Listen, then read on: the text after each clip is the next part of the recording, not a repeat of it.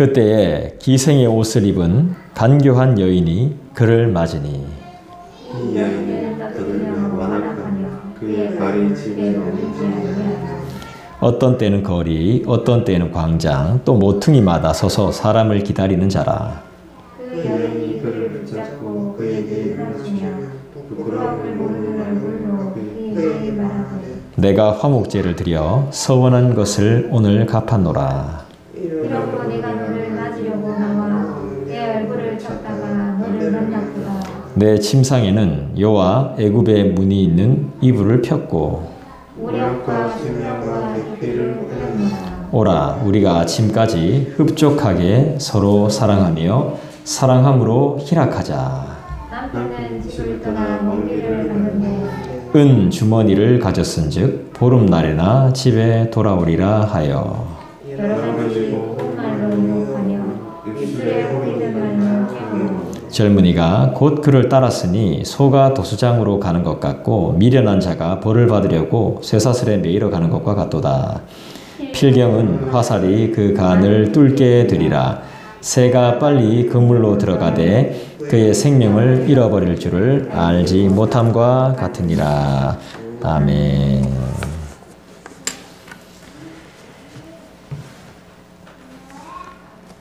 사람이 창조주 하나님의 말씀을 기억하지 못하고 살면, 또 따르지 않고 살면 죽음을 면치 못합니다. 또 그분의 지혜를 의지하지 않으면 필경 반드시 죽게 됩니다. 죽음의 특징들이 있죠. 사람들이 죽는 그 죽음의 특징들이 있는데 고독사 같은 경우도 있죠. 그 다음에 수치와 비참을 동반한 그런 죽음들, 자기의 그런 죄와 아픔들이 드러나지 않기를 바라는 마음으로 스스로 목숨을 끊는 그 자살행위 같은 것들도 있습니다. 결국 사람이 할 수 있는 최종 목표는, 최종으로 할 수 있는 것은 죽음입니다. 죽음으로 모든 걸 증명하려고 합니다. 특히나 더욱더 억울할 때는 남을 죽일 수가 없기 때문에 내 자신을 죽이는 자살을 선택하기도 합니다. 우리가 이런 비참한 종말을 맞이하지 않기 위해서는 무엇을 해야 될까요? 그렇죠. 하나님의 뜻대로 살아야 된다는 것입니다. 이게 우리가 뻔히 알고 있는 말 같지만 굉장히 중요한 것입니다. 기독교의 핵심입니다. 불미스러운 걸 떠나서 수치스러운 죽음을, 비참함을 당하지 않기 위해서는, 그런 종말을 맞이하지 않기 위해서는 하나님의 말씀인, 하나님의 계명인, 하나님의 뜻을 1.1획도 놓쳐서는 안 된다고 우리가 반드시 기억하고 있어야 합니다. 그런데 우리가 하나님의 뜻대로 살고 싶은데 그것 또한 내 의지로, 내 자유로 안 되니까 답답한 마음이 많습니다.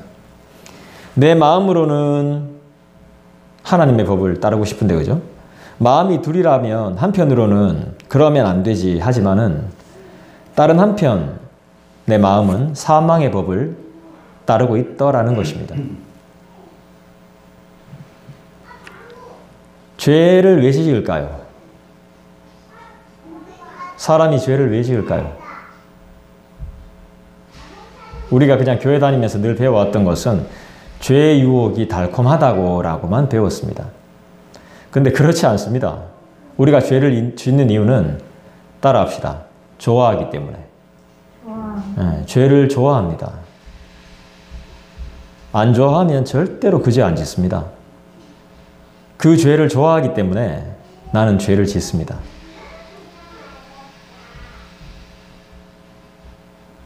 죄는 싫다 말하지만, 죄를 지으면 안 된다 말하지만, 죄의 싹은 사망이라고 말하지만 나 자신은 이 죄를 엄청 좋아합니다. 생각합니다. 그리고 실천합니다. 부인할 수 없습니다, 인간이.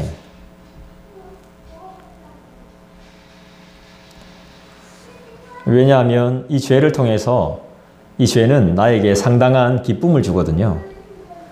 쾌락을 주거든요. 한시적이지만. 근데 그게 중요한 것은 죄를 지으면 되게 기분이 좋고 흡족해요. 그런데 길지 않아요. 짧아요, 되게 그게. 그러면서 그 다음부터는 후회와 비참함과 수치와 괴로움과 아픔이 하나씩 나타나게 되는 거죠.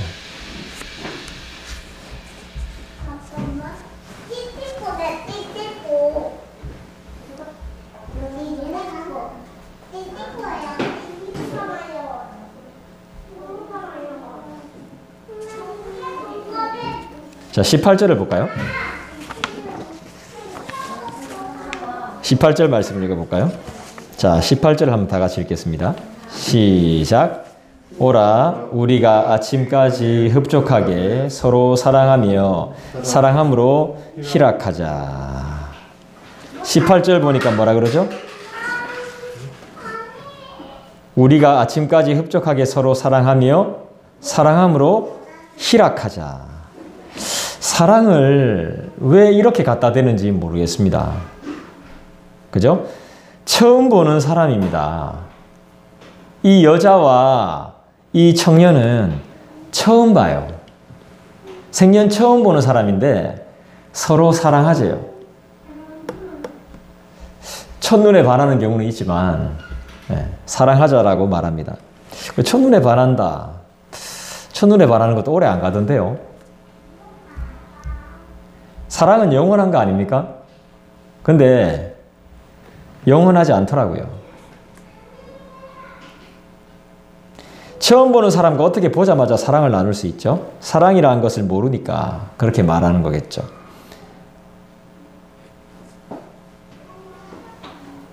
사랑이 뭐죠? 사랑은 남자와 여자가 달콤하게 나누는 어젯밤의 잠자리만을 말하는 것이 아닙니다. 이게 뭐죠? 사랑은 함께 아파하는 것, 함께 기뻐하는 것, 함께 울어줄 수 있는 것, 함께 웃을 수 있는 것. 이 모든 것이 사랑에 포함되는 거죠. 책임져 주는 것, 그리고 돌봐주는 것, 대가 없이 베푸는 것, 대신 죽어줄 수 있는 것. 이게 사랑이죠. 어떻게 그런 것도 없이 보자마자 사랑할 수 있다 이 말입니까? 말이 안 됩니다. 막 처음 보는데 입 맞추고 이래요. 오늘 본문에 보면요. 처음 본 남자 여자가 막 입 맞춥니다. 이게 사랑입니까?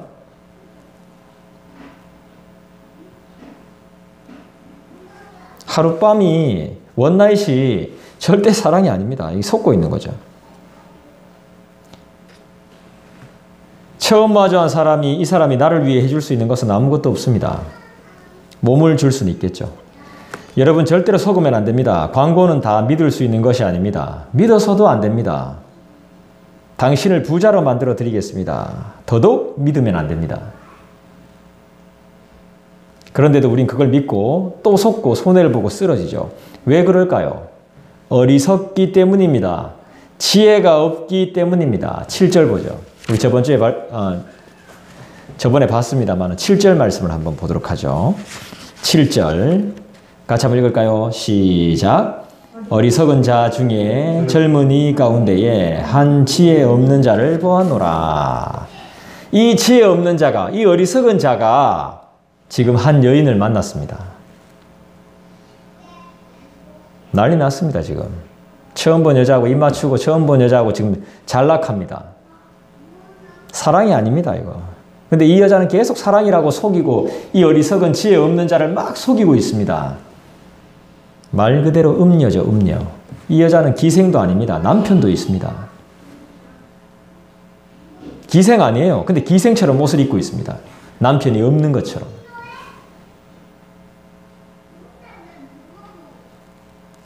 철저히 속입니다. 지금 속아 넘어가냐 마냐 막 계속 단계적으로 계속 남자를 꼬시고 있습니다.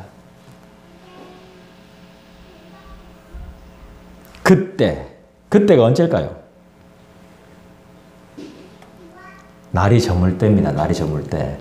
날이 어둑어둑해질 때. 그때 어디로 가야 됩니까, 우린? 집에 가야죠. 엉뚱한 데로 가면 안 됩니다. 사람들하고 헤어져서 일을 마치고 일을 마쳤을 때 우리는 어디로 가야 됩니까?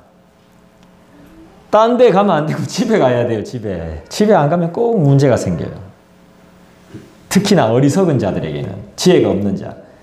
내가 저번에 지혜가 뭐라 그랬죠? 지혜가 예수라 그랬잖아. 예수가 없으면 반드시 일이 일어나요. 예수가 없는 자들은 또 일을 만들어요.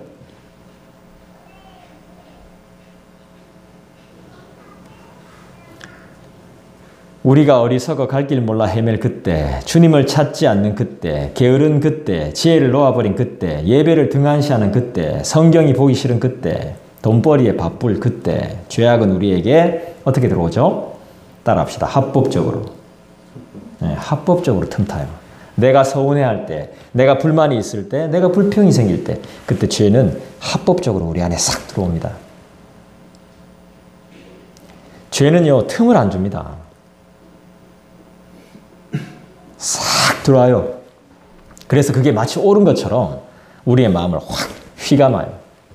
그래서 화내게 만들고, 분하게 만들고, 섭섭하게 만들고, 서운하게 만들고, 별짓 다 해요.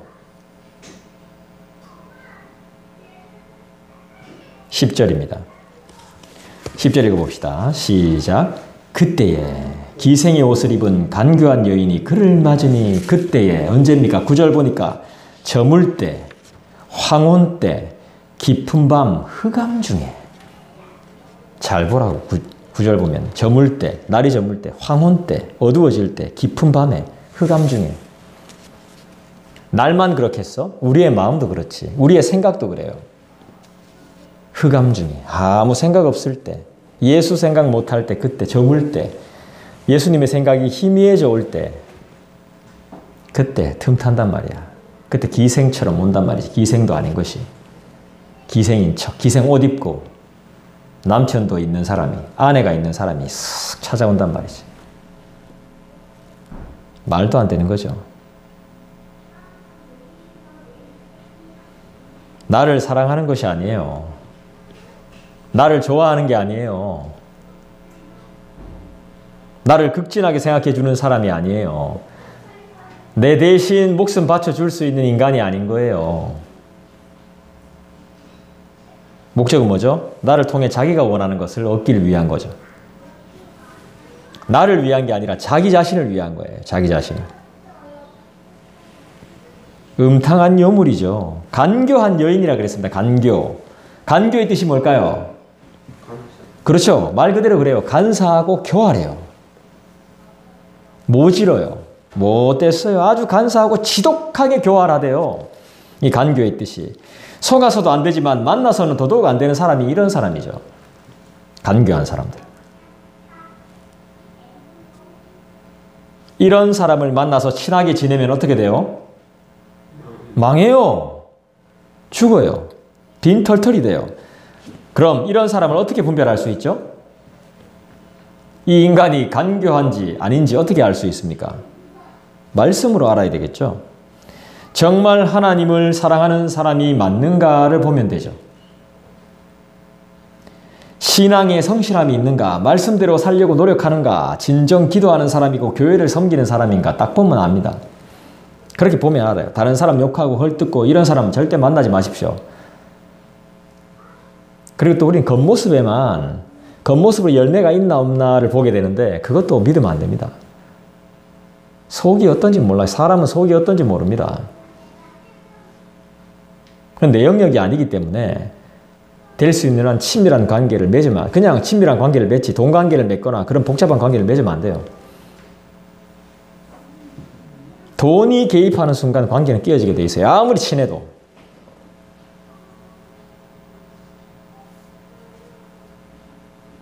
한마디로 말해서 성령의 열매가 있는 사람이 돼야 되죠.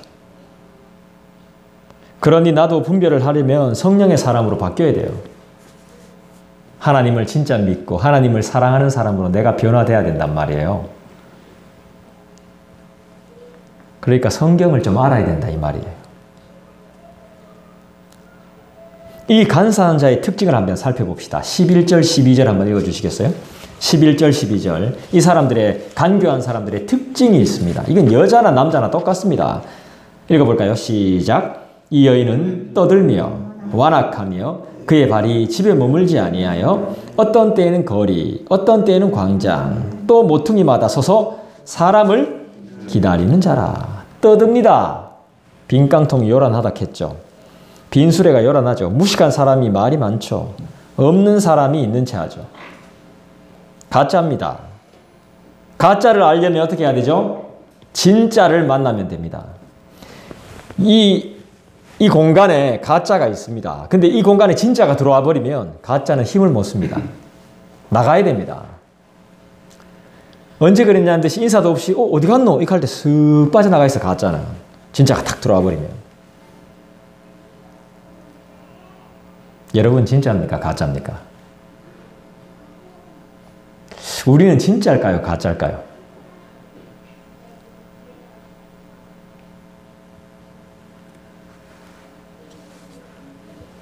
완악하다 그랬죠. 차마 못할 짓을 하는 독함. 억세게 거칠다는 표현이 이게 완악인데요. 그리고 잘 싸돌아다닙니다. 주님을 모르니까 만족이 없으니까 흡족함을 찾아서 정처 없이 돌아다니겠죠. 불쌍한 인생이죠. 거리에서 광장에서 자기를 만족시켜줄 죄를 찾아서 정처 없이 방황하는 지옥 같은 삶을 사는 것이죠. 목숨이 붙어 있으면 뭐합니까? 아벨을 때려 죽인 가인. 사람을 때려 죽였으면 지도 사형을 당해야 되는데 사형 안 시킵니다. 살려두죠. 대신에 아벨을 때려 죽인 가인인데 가인을 누가 해코지하면 그 벌을 그대로 받습니다. 다행이죠. 복이죠. 내가 어느 A를 때려 죽였는데 내가 벌 받아야 되는데 벌 안 내려. 대신에 날 괴롭히면 너 살인자지 하면서 막 날 죽이려고 하면 그 사람이 죽어. 복이야? 이 가인을 끝까지 몰라서 그래. 가인은 갈 곳이 없었어. 다른 사람들은 죽지만, 날 괴롭혀서 다른 사람들이 죽지만 늘 불안해. 이 복이 아니야. 지옥이야, 지옥. 유리방황한다 그랬어. 유리방황. 가인 이꼴 유리방황이야. 갈 곳이 없어. 계속 방황해야 돼.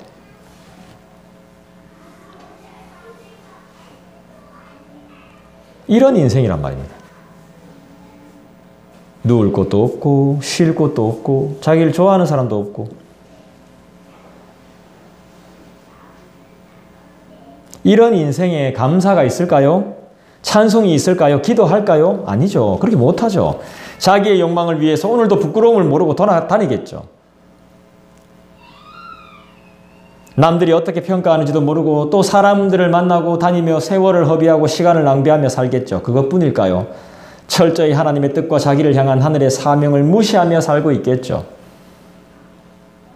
성경을 모르니까 하나님의 뜻이 뭔지 내 사명이 뭔지 전혀 모르잖아. 그러니까 이게 시간을 낭비하는 거라고. 오늘 예배 드렸으니까 됐다. 충분하다. 기도했으니까 됐다. 잘했다. 아무도 안 알아줘도 된다. 그냥 자기 만족에 취해 있는 겁니다. 이제는 이제 코로나가 많이 풀려서 이제 식사할 수 있고 오후 예배도 해야 되는데 안 하다 보니까 또 하기도 그렇고 안 하기도 그렇고.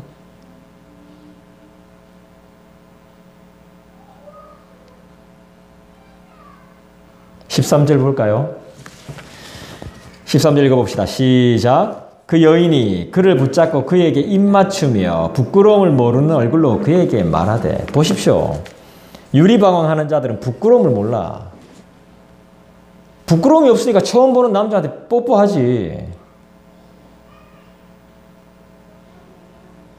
처음 보는데, 생년 처음 보는데. 알지도 못하는데 아는 것처럼 맞아주고 키스까지 해주니 얼마나 좋아. 기생의 옷은 얼마나 이쁩니까? 화려하죠. 우리의 눈을 먼저 마비시키죠. 그 다음에 말로 우리의 마음을 마비시키고 몸으로 행동을 마비시키고 다 마비시켜버려요. 눈, 마음, 몸, 다. 이 눈이 유혹에 약하잖아. 뭔가 있으면은 막 보여주면 다 보여주기식에 약하거든. 건물이 크면 약하거든. 사람이 많으면 속거든.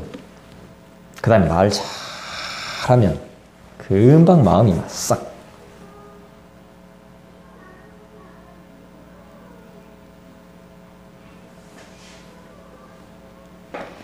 우리의 눈을 마비시키고 흥분시킬 만큼 좋겠죠. 반쯤 넘어갔습니다. 이 청년은. 그런데다 종교적인 말과 의식으로 우리를 더 혼란스럽게 합니다. 종교적인 말을 해요. 이 음녀가 종교적인 말을 한다고.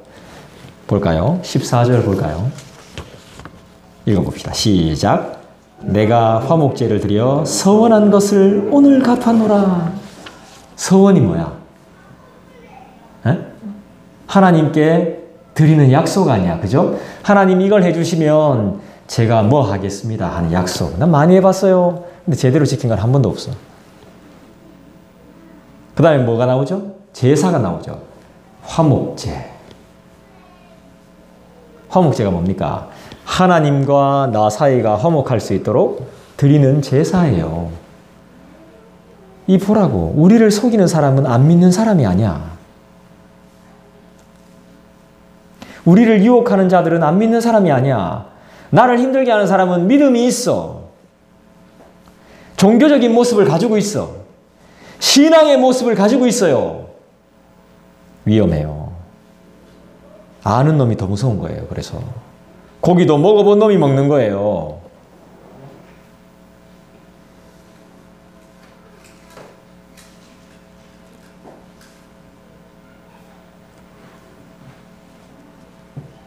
내가 하나님께 충성을 다하겠다는 약속 아니겠어요? 종교적으로 아주 완벽해 보이는 거야. 아, 완벽한 신앙인. 근데 아니야. 절대로 아니야. 좀 어설픈 사람이 더 나아.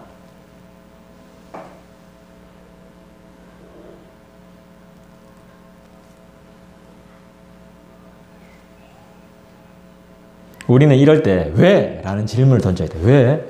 종교적으로도 완벽하고 화목제도 드릴 줄 알고 서원했던 것도 갚는 사람이 왜? 왜 나를 사랑해? 나는 당신한테 사랑받아야 할 이유가 없는데 왜? 이 왜를 던져야 돼. 왜 나를 도와줘? 무슨 이유로? 가족이 아닌데, 친척이 아닌데 왜 나를 사랑하지? 가족도 친척도 나를 사랑해주지 않는데, 나를 믿어주지 않는 그런 세상인데 모르는 사람이 나를 사랑한다고? 왜? 나를 도와주겠다고? 왜? 부자 만들어준다고? 왜? 성공시켜준다고? 왜? 쥐가 성공하고 쥐가 부자 돼야지. 왜? 이상합니다. 이 엉터리죠, 엉터리. 이래도 안 속으니까 이 간교한 여인이 또 쓰는 수법이 있습니다. 뭘까요? 우리가 이렇게도 안 속아요. 그러면 어떻게 할까요? 16절, 17절을 볼까요? 시작. 내 침상에는 여호와 애굽의 문이 있는 이불을 폈고 몰약과 침향과 계피를 뿌렸노라. 15절은 하나님의 뜻이라고 말하거든. 너와 내가 만난 게. 찾다 만났다는 거지. 이야, 보통 인연이 아니라는 거지. 내가 노력하고 애썼다는 거지. 근데 16절, 17절에 보면 뭐라고 말합니까? 애굽에 문이 있는 이불, 침대에 에헤이 벌써 수입품을 쓰고 있는 거예요. 수입품을. 국산 안 써. 이 사람을 속이기 위한 거라니까. 그리고 뒤에 보면 몰약, 침향, 계피 이런 거 이 당시에 구하기 힘든 것들입니다. 특급 향수. 그리고 장례식 때 쓰는 겁니다. 이거 냄새 안 나게. 이 여인 따라가면 이 청년은 장례를 치르게 됩니다.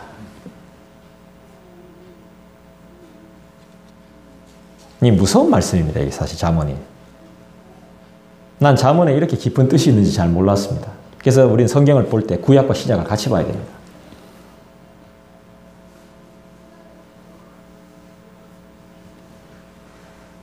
고급입니다. 수입품으로 화려함으로 우리를 속입니다. 이 정도면 거의 다 속습니다. 여기서 빠져나올 사람 거의 없다고 봅니다. 거기다가 21절입니다. 21절 볼까요? 시작. 여러 가지 고운 말로 유혹하며 입술에 호리는 말로 꿰물어. 말 잘하는 사람 있잖아요. 사람 속이기 쉽습니다. 금방 속일 수 있습니다. 사람. 하다 넘어간다니까. 나 아직도 안 잊혀집니다.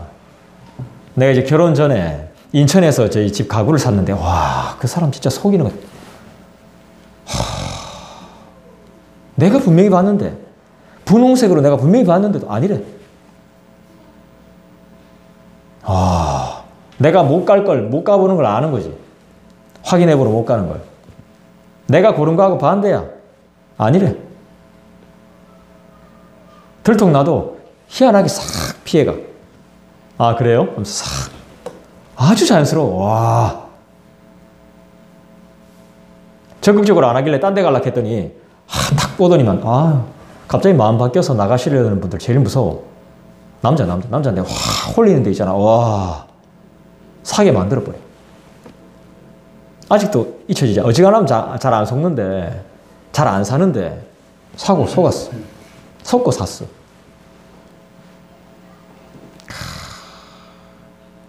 그런 사람이 있다니까. 근데 그 사람만 마귀가 뭐 음료 이렇게 생각할 필요 없지만 그런 사람이 있다니까, 실제로. 속을 수밖에 없다니까, 우리가.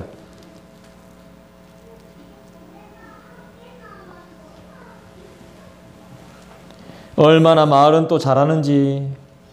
여자라면 이렇게 말해야지. 예쁘고 곱기까지 한데 얼마나 좋습니까? 금상첨화죠. 오히려 투박하고 무뚝뚝하고 수입품이 아닌 국산이 더 좋을 수 있는데 수입산에 얼굴 예쁘지 말도 잘하지. 얼마나 좋아. 그런데 알고 보니까 복병이 숨어 있었던 거야. 19절 20절 볼까요? 19절 20절 시작. 남편은 집을 떠나 먼 길을 갔는데 은주머니를 가졌은즉 보름날에나 집에 돌아오리라 하여. 하하하. 너무 좋았는데 아이고야 결함이 하나 있네. 유부녀야. 유부남이야. 너무 좋은데 너무 편안하고 돈도 많고 잘생겼고 다 좋은데 애 딸린 유부남이야. 애 딸린 유부녀야. 처녀가 아니네. 솔로가 아닙니다. 싱글이 아닙니다. 남편이 있습니다. 실컷 놀고 즐기고 보니까 아차 싶습니다. 왜 진작 말 안 했노 이거지. 이런 큰일 났습니다.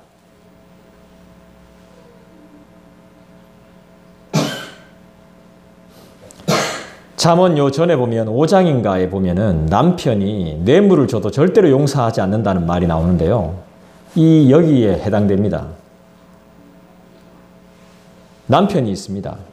이 남편이 복수의 칼을 가지고 찌르고 때리러 반드시 찾아올 겁니다. 빌고 용서를 구하고 돈을 줘도 절대 봐주지 않을 겁니다. 이 사람들이 이제 살아봐야 보름입니다. 보름.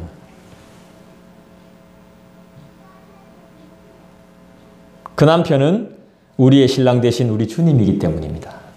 사람이라면 이걸 모르죠. 주님이라면 다 아는 겁니다. 이거 무슨 짓을 했는지 밤새도록.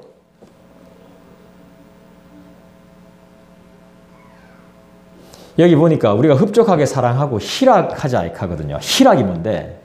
막 성경적인 용어를 쓴다니까 이 여자가. 쾌락을 나누는 거겠지. 욕망을 나누는 거지. 어떻게 희락이야. 희락은 성령의 열매예요. 이건 성령의 열매가 아니야. 근데 우리 막 갖다 붙여. 하나님의 열매예요. 희락은. 하나님이 주시는 기쁨이에요. 하나님이 주시는 기쁨에 금욕만 있는 건 아니. 물론 있어요. 그렇지만 이 상황은 아니지.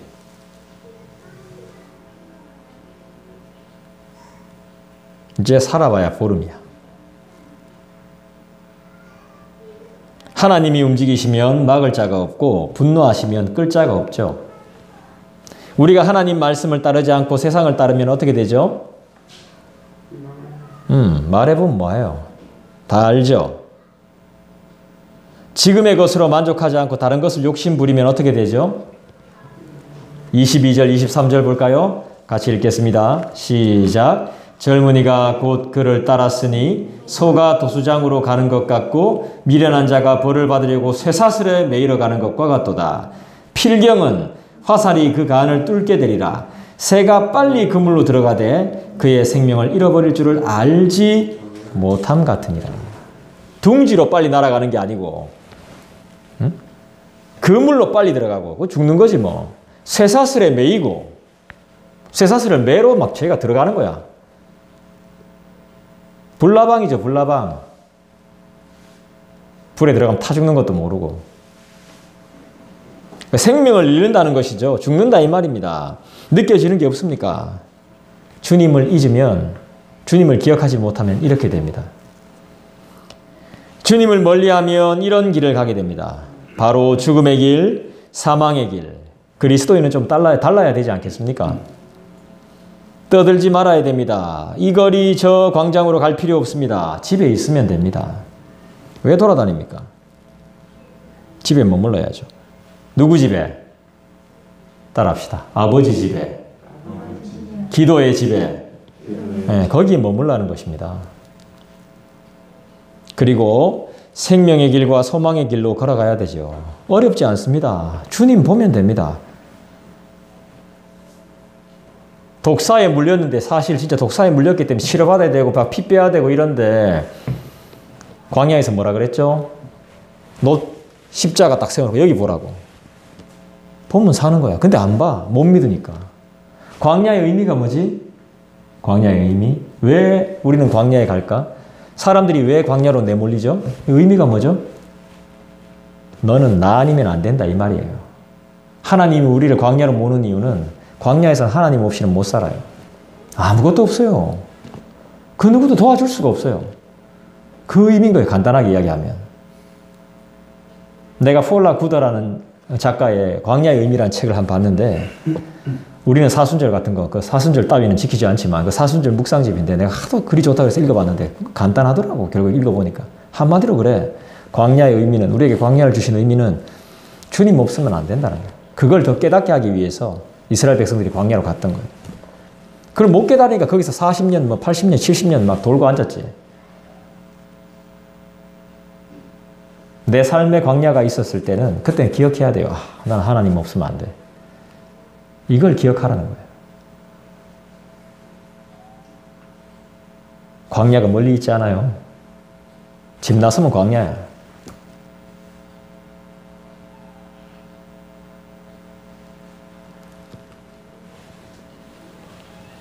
주님 보면 돼요. 할렐루야. 십자가 기억하면 돼요. 평소에 들었던 말씀 기억하시면 돼요. 그러니까 성경 읽을 때도 집중해서 읽어요. 그래야 돼요. 내가 다시 읽어보지 뭐 못 읽어요. 지금 볼 때 확실하게 봐야 돼요.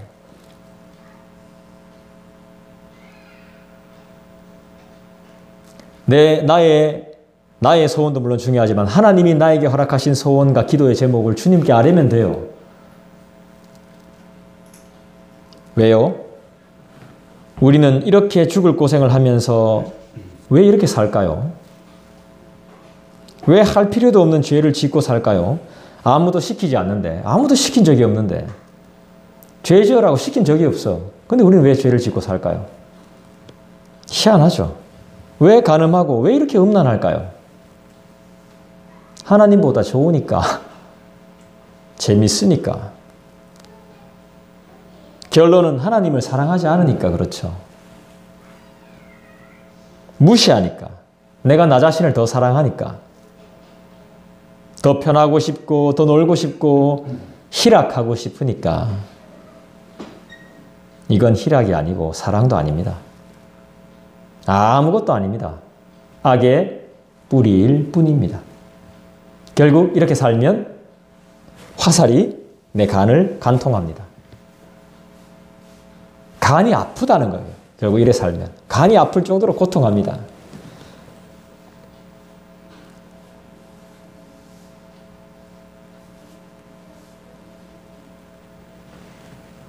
우리는 어떻게 하면 되죠? 간단합니다.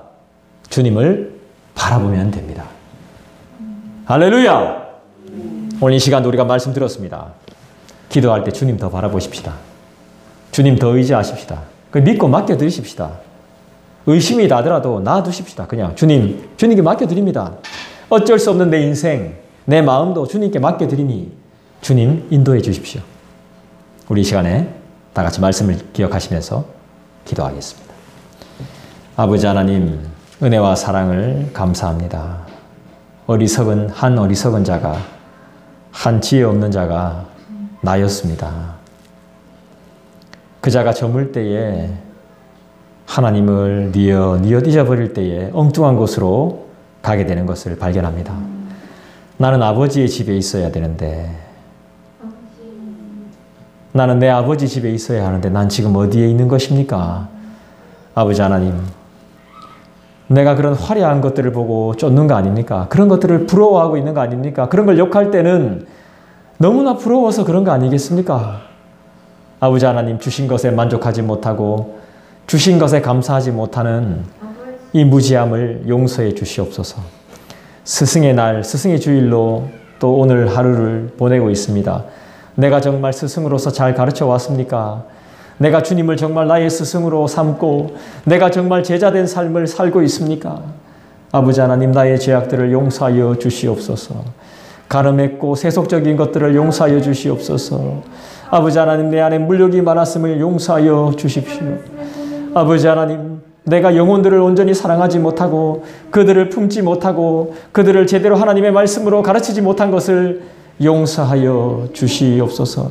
내가 더 편하길 원했고 내가 더 놀고 싶었고 내가 더 쾌락을 쫓았던 것을 용서하여 주시기를 간절히 원합니다. 아버지 하나님, 내가 한 것이 아닙니다. 내 안에 계신 하나님께서 말씀하셨고 하나님께서 가르쳐 주셨고 하나님께서 인도하셨고 하나님께서 치료하셨음을 믿습니다. 아버지 하나님, 아무리 우리가 인터넷으로 많은 예배를 드리고 인터넷으로 묵상을 한다 하더라도 아버지 하나님, 순종하는 마음이 없다면 아무것도 아닙니다.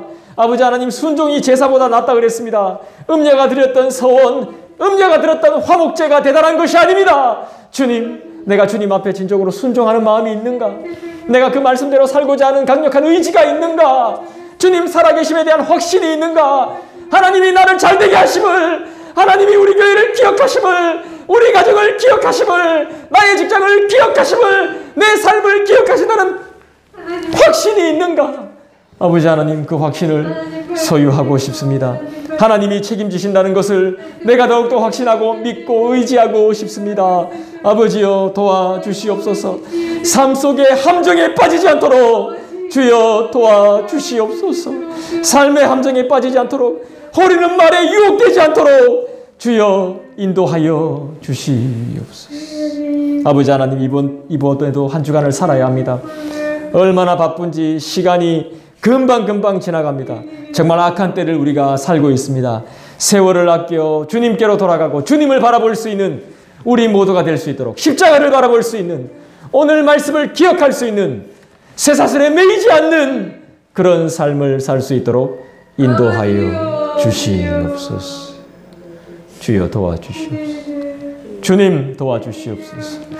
주님 도와주시옵소서. 주님, 당치도 않는 것은 기대도 하지 않도록 주여 내 마음을 다스려 주시옵소서. 아버지 하나님, 주님 믿고 내가 하고 있는 일을 최선을 다해 성실하게 열심히 남들이 부러워할 수 있도록, 감당할 수 있도록 인도하여 주시옵소서. 거룩하신 주님, 내 욕망을 위해서 부끄러움도 모르고 돌아다녔던 우리의 영을 아버지 하나님 불쌍히 여기시고, 오늘도 내가 주님 앞에 눈물로 나아가며 주님 앞에 바로 서기를 원하는 우리의 삶이, 우리의 스승 대신, 우리의 아버지 대신, 우리의 모든 것 대신 주님 앞에 다 아뢰을 때 주님 받으시고 우리를 인도하시며 주님 흡족해 하시며 우리에게 만족을 주실 줄 믿습니다. 정말 우리의 삶이 하나님께 영광이 되는 삶이 될 수 있도록 우리를 인도해 주시고 보호해 주시옵소서. 감사하며 거룩하신 예수님의 이름 받들어 간절히 기도 올리옵나이다. 아멘. 우리 찬송하십시다. 찬송가 384장 우리 함께 찬송하십시다.